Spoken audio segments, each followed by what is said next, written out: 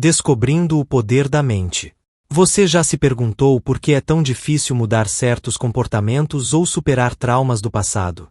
A ciência tem mostrado que nossos hábitos e reações emocionais estão profundamente enraizados em nosso cérebro e corpo, muitas vezes sem que percebamos. Quando enfrentamos uma experiência emocional intensa, nosso cérebro cria memórias duradouras que podem nos prender em ciclos de comportamento repetitivos. Nesta conversa, vamos explorar como nossa mente e corpo trabalham juntos para criar esses padrões. E, mais importante, como podemos começar a mudar essa dinâmica para construir uma vida mais saudável e feliz. Descubra como técnicas simples, como a meditação e a prática de novos pensamentos e comportamentos, podem nos ajudar a reprogramar nossa mente e criar um futuro cheio de possibilidades. Bem, um hábito é um conjunto redundante de pensamentos, comportamentos e emoções inconscientes automáticos que são adquiridos através da repetição. O hábito é quando você fez algo tantas vezes que seu corpo agora sabe como fazê-lo melhor do que sua mente. Então, se você pensar sobre isso, as pessoas acordam de manhã e começam a pensar nos seus problemas. Esses problemas são circuitos de memórias no cérebro. Cada uma dessas memórias está ligada a pessoas e coisas em determinados momentos e lugares. Se o cérebro é um registro do passado, no momento em que começam o dia, eles já estão pensando no passado. Cada uma dessas memórias tem uma emoção. As emoções são o produto final de experiências passadas. Então, no momento em que eles relembram essas memórias de seus problemas, eles de repente se sentem infelizes, tristes, e sentem dor. Como você pensa e como você se sente cria o seu estado de ser. Então, todo o estado de ser da pessoa quando ela começa o dia está no passado. Isso significa que o passado familiar será, mais cedo ou mais tarde, um futuro previsível.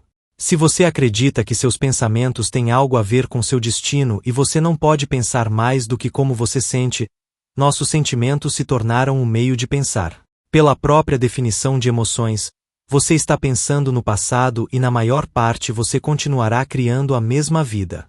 As pessoas pegam o celular, verificam o que está acontecendo, verificam textos, e-mails, Facebook, tiram uma foto dos pés, postam no Facebook, tweetam algo, fazem Instagram, verificam as notícias e agora se sentem realmente conectados com tudo o que é conhecido em sua vida. Então, passam por uma série de comportamentos rotineiros. Levantam-se da cama do mesmo lado, vão ao banheiro, tomam uma xícara de café, tomam banho, se vestem, vão de carro para o trabalho da mesma forma. Fazem as mesmas coisas, veem as mesmas pessoas, apertam os mesmos botões emocionais, e isso se torna rotina, se torna como um programa.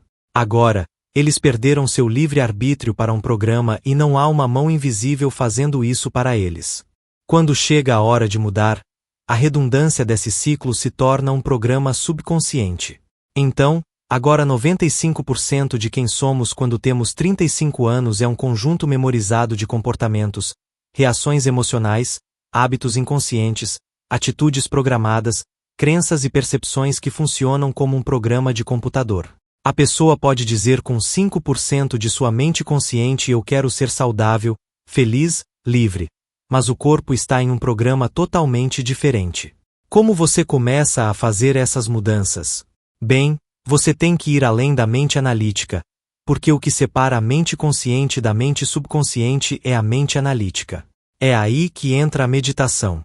Você pode ensinar as pessoas, através da prática, como mudar suas ondas cerebrais, desacelerá-las. Quando elas fazem isso corretamente, entram no sistema operacional onde podem começar a fazer algumas mudanças realmente importantes. A maioria das pessoas espera por uma crise, trauma, doença, diagnóstico ou perda, alguma tragédia, para decidir mudar. Minha mensagem é: por que esperar? Você pode aprender e mudar em um estado de dor e sofrimento ou pode aprender e mudar em um estado de alegria e inspiração. Acho que agora o legal é que as pessoas estão acordando. Onde encontrei os ganchos mais profundos sobre o quão poderoso isso pode ser para alguém é quando você fala sobre trauma. As pessoas vivenciam um evento traumático, mas basicamente o ensaiam e isso tem um efeito indireto. Então, por que as pessoas acham tão difícil superar o trauma? Quanto mais forte a reação emocional que você tem a alguma experiência em sua vida, maior o quociente emocional, mais você presta atenção à causa. No momento em que o cérebro coloca toda a sua atenção na causa, ele tira um instantâneo e isso é chamado de memória. Memórias de longo prazo são criadas a partir de experiências altamente emocionais.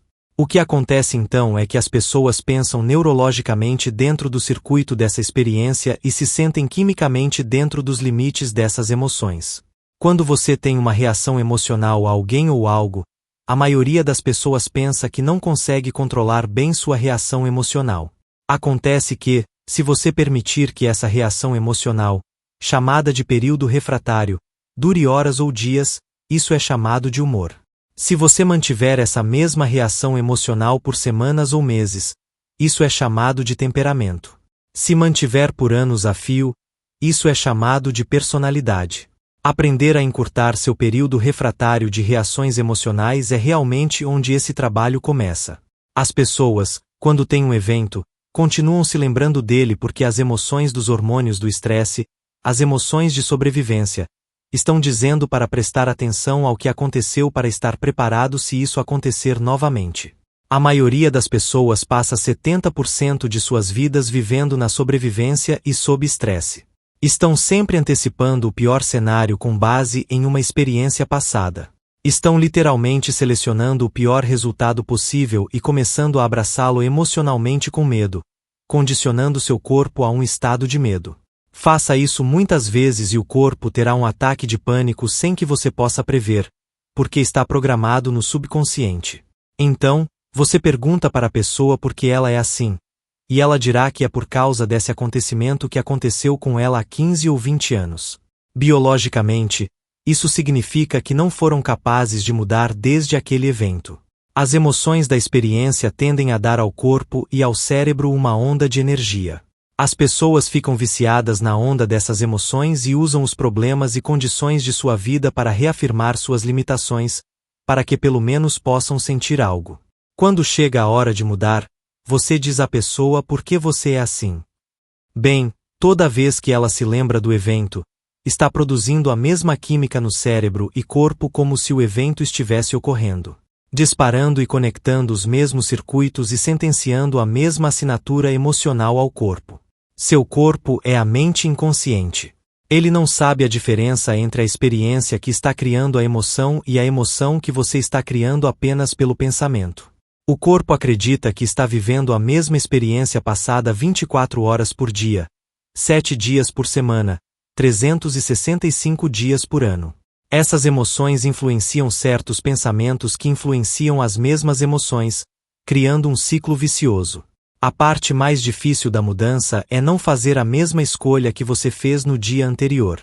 No momento em que você decide fazer uma escolha diferente, prepare-se porque vai ser desconfortável. Continuamos disparando e conectando esses circuitos, eles se tornam mais conectados. Então, você tem um pensamento e o programa é executado, mas é a emoção que segue o pensamento. Se você tem um pensamento de medo, você vai sentir ansiedade.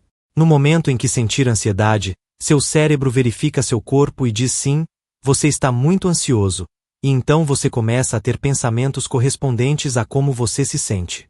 A redundância desse ciclo condiciona o corpo a se tornar a mente.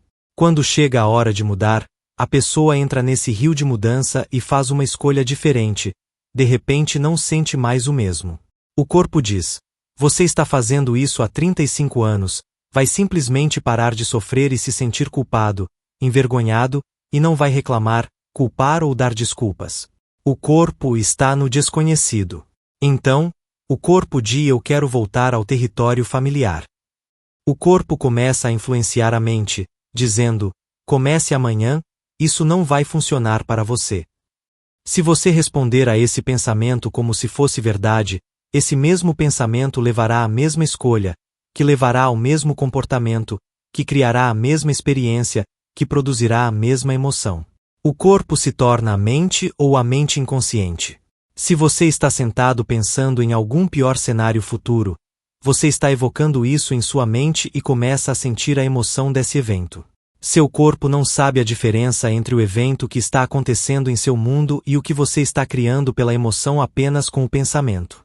A maioria das pessoas está constantemente reafirmando seus estados emocionais.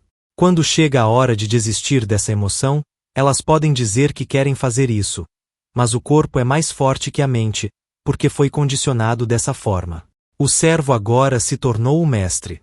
Quando a pessoa entra nesse desconhecido, ela prefere sentir culpa e sofrimento porque, pelo menos, pode prever. O desconhecido é um lugar assustador para a maioria das pessoas porque é incerto. As pessoas me dizem: não posso prever meu futuro, estou no desconhecido. Sempre digo que a melhor maneira de prever seu futuro é criá-lo, não a partir do conhecido, mas do desconhecido. Quais pensamentos você deseja disparar e conectar em seu cérebro? Quais comportamentos você deseja demonstrar em um dia? O ato de ensaiar mentalmente, fechar os olhos e ensaiar a ação. Se você estiver realmente presente, o cérebro não sabe a diferença entre o que você está imaginando e o que está experimentando no mundo 3D. Você começa a instalar o hardware neurológico em seu cérebro para parecer que o evento já ocorreu. Seu cérebro não é mais um registro do passado, agora é um mapa para o futuro. Se continuar fazendo isso, seu hardware neurológico se tornará uma assinatura de software. Isso significa que está mudando fundamentalmente a si mesmo. Comece a agir de acordo com esses pensamentos. Se fizer isso repetidamente, isso se tornará quem você é. Transformar suas emoções e começar a condicionar seu corpo emocionalmente a um novo futuro. Você não pode esperar pelo sucesso para se sentir empoderado. Você tem que se sentir empoderado para que seu sucesso chegue até você.